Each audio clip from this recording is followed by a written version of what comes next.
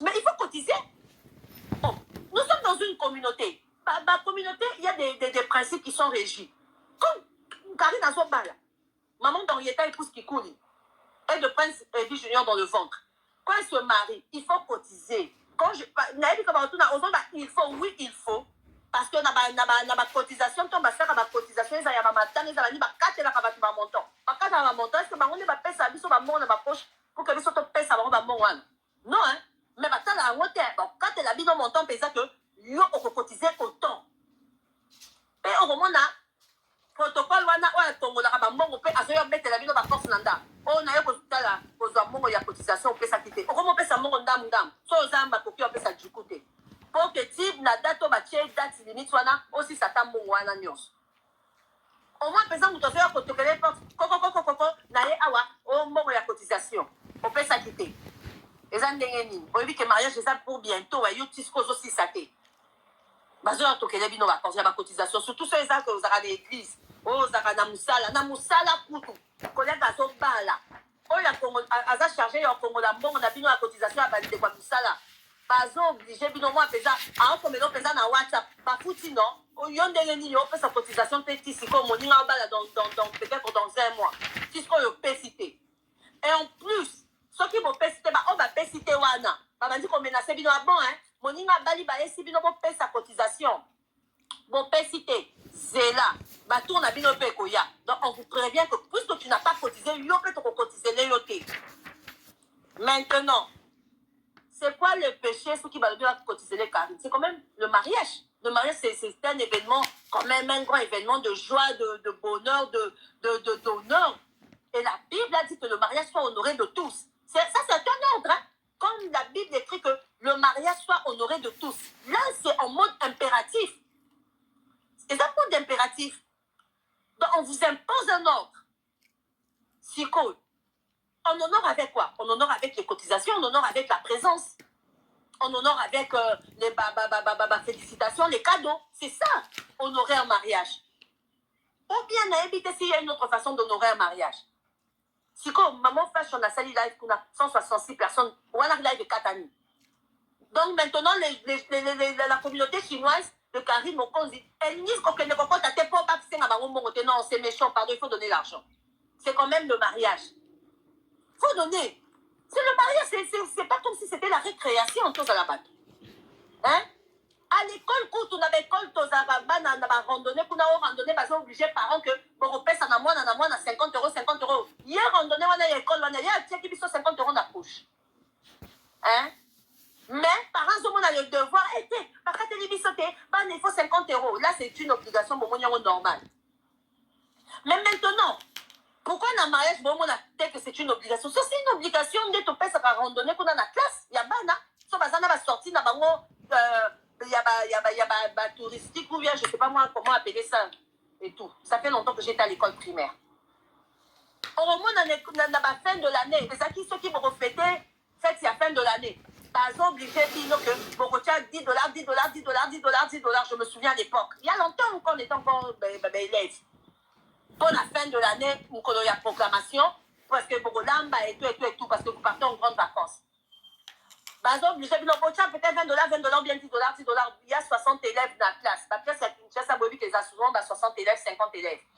$10 fois 60, ça fait $600. Pas calculer déjà, bon, ça m'a dit, Kazia Masanga, bah, ça m'a moi, ma kemba, bon, ça m'a moi, ma frite, moi, ma Thompson, moi, ma nini, allez, bah, olam. Mais on vous oblige, hein. Non, non, bien, hein. Quand on nous oblige, est-ce que cotisation, il y a fin de l'année fait partir, il y a minéral, au tofu, il y a accord, il y a éducation, non. Mais c'est un divertissement, on sous-entend que chaque élève est obligé de contribuer. C'est quoi? Pourquoi? Quand il s'agit, il y a mariage, il y a Karine, Bachino Bokimi. Il y a solo un Bachino Bokimi. C'est un mariage. Oh, Bachino Bokimi. C'est un mariage civil. Elle mérite que la communauté n'a été. Bachino Bokimi, maman, mi poani. Bokimi, mate. Oh, on va prendre ce qui est Bachino. Ah, vous pouvez ce qui pitié. Oh. Donc, yo, on va ce qui pitié, batata, zozo, bah, c'est kabiso. Eh. Pesa mbongo kuna la China. Les loyaux, maman, il y a à peine un mois budget na yo. Parce que vous savez ça. Yo, vu qu'on y a une charge à mobile, il y a 100%. Allez, non, surtout mobile. Il y a un moutou à Rosa Fête, salle de fête, car mobile. Allez, à Sombi Bidor à Rolia, car mobile. À Sombi, ce qui est Masanga, car mobile. Mbongo ya Kolwe, ce qui moutou, car mobile. Ouais, Namukilini, Namukilalelo. Tout ce ça va semblant. Toi, il y a une ma commande des alaks. Donc, mobile, il m'a dit que les charges nyons. Il y a ouais, Namukilini, les alaratés. Non? Tu cotises aussi la femme, tu dois cotiser. Tu viens avec ta part. C'est quoi ta part? Yo ya yo wapi apport na yo ezawad. Maintenant, nous savons tous que Feu Général Azay Souté, c'est vrai que Karine a de la famille, mais elle travaille, non? Assez que je sache. Karine aussi, maman d'Orietta, épouse Kikouli, maman d'Orietta de Prince Junior dans le ventre. Elle n'est plus un bébé. Elle travaille. Donc, c'est-à-dire, on sous-entend qu'elle ne sera pas prise en charge par sa famille à 100%. Ne nous voyons pas la face. Même si elle part chez son grand frère, même si elle part chez ses tantes, partout, même yo pour ça la raconte dans YouTube. Si quoi yo, peut-être que c'est par exemple, il y a par exemple $10 000. Mon père paie $10 000. Vous pensez que la famille va lui donner $8 000? Il y a what? Peut-être que la famille va te donner $2 000. Yo mon débrouiller 8 000. Ou bien une famille peut sur 3 millions de débrouiller 7 000.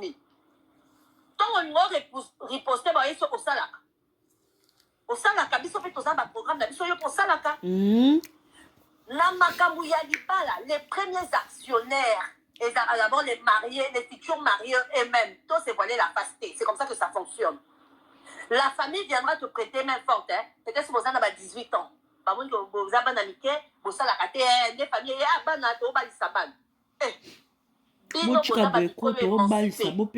vous êtes déjà un couple, vous êtes marié, vous êtes déjà un foyer, tous à la bague. Après, famille. Famille, vraiment. Famille, ils ont cherché tout qu'on s'est voilé la face, quoi. Famille, ils ont cherché, ils ont maman me connaissait au Bali déjà. Ils ont papa me connaissait au Bali déjà.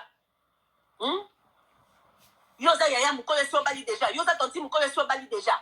Ce qu'on dit, famille, tu as surtout cotisé les loups. Si quand tu as comment c'est fait-il que tu as que sinon, tu as tout là, tu as maman qui vient là, qui zing, c'est il y a du cas quoi, parle au baquet. Hey, il y a pensant, elle fait ça qui m'bonne, il y a dit pas là. Mon bal, as-tu cherché, non, comment t'aimes, t'as vu certains, donc, il disait, Minyama. Ben, on va éviter que, tant que mouton bala, moi, si il faut pas s'en bon. Oh. Oh, vana, ba camarade kutu ba kotiza. Ba camarade pe ba kotiza ka kutu. Ba sa infimbo on peut ba sombi uniforme base ba camarade. Comment je vais dire, toi-même la mariée ou bien le marié, tu dois contribuer la grande part avant que les autres ne viennent te prêter la main forte. Ba ande mite ya mabe ya po ba on ba bala te ba pe na ba to kotize le ba onte yangwana. Eloko ye. Donc voilà bandeko. Préparation à mariage à Karine Mokondi. Quand on parle de la cagnotte, les gens se fâchent. Mais il faut cotiser. En direct. Oh, nous sommes dans une préparation à mariage à Karine Mokondi qui coule en cours de téléchargement. Bashuna bochambo. Bocha cotisation kuna bashina. Bino bongo na mani. Baya chinois. Bino bongo na mani. Bo pesa cotisation kuna. Oh. Ba camarade du coup tu basala la cotisation. Camarade na bango zo bala basali cotisation. Ba tie ba cotiser ba sombi uniforme. Oh. La Chine à Karine Mokondi bino bo aloko à base. Bo pour s'équiper. Bo ke kota ba live maman fashion na bo pesa ba cotisation. Po bino de ba chinois. Bo ki masunde bo lobsambo ka revino. Oh bo lobsambo ka revino te bino de ba chinois non. Bo ke pesa cotisation kuna bo chiko lobsama bo ka revino. Oh. Bo pour s'équiper. Oh bo pour s'équiper te oh. Oh, bon cotiser ça normal, ils allaient ranango, c'est normal, ils allaient ranango. Camarade na bino bala bino ba camarade bo cotiser mbongo. Camarade ba bala bino ba camarade bo sangani bo poni uniforme bo lata bo sombi bo pour non se pesa camarade na bino et boso la Chine beaucoup disent mbonde saigne ça les lotes boki mate boki mate bokotiser bonimbo pour les équipes oh pour équipe té bokotiser c'est normal ils ala lango oh boki mapoani bopose équipe bokisa mami soni te o bokisa mami soni te o boke kokotiser po abenga bino te ese abenga bino ya benga bino te bino mo boyaka je suis chinois bino mo bat boyaka siko na era likambo be ana posa lisungi faut sunga faut mettre main dans la pâte boko kima ba live ya mais fashion tipo mais fashion on cha kanyoch bino boko mokima boko ta ba live te siko boyeba programme libala ndeni bo cha cotisation mambo yango oyo macha batata zozo mafuta ba mati mafuta mambo yango tema bo pesa te boko ta ba live ya mais fashion te ale mboka revino ay sko na caméra ali batata zozo tongo ba yokali ba comme suna salaki zongisaki ok tongo ba lobi ke chinois moko facha $1000 oyebi kozala chinois mi pesaka $1000 na malembe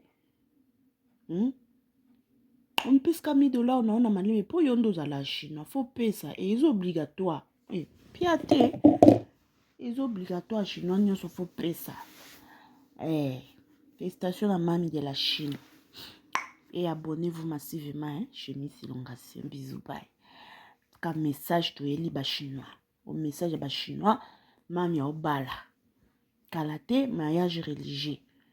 Donc, mi beko ekweyi. Mi beko ekweyi. Chinois nyon surtout. Faut à cotiser pour le mariage religieux ya Mami. So, et si quand nyon so zali. Papa, maman, yaya, leki, bébé. Mwana. Et si quand nyon so za. Soko tangami ka ozalaka chinois oza obligé ya kopesa cotisation pour le mariage religieux ya maman na bino Karine Mokonzi. Il faut opesa pour ozalaka chinois pour ya benga bino te ese ya benga bino te bino moko na ba sentiment na bino bomindima bosanganja bomikotisa na kata la Chine. C'est la famille la Chine oye. Alors tango numéro 1 mutu a train à la Chine azobala. C'est obligatoire. Chinois surtout faut à participer à $1. Ce que le programme libale comme a peine. Programme déjà ya ba cagnotte déjà ils a lancé allez beaucoup qui m'a ba live. Boye ba programme ya libala ndeni. Te bosa boete pardon. Bosa boete ba chinois boki ko pesa cotisation kuna bisous bye et abonnez-vous massivement.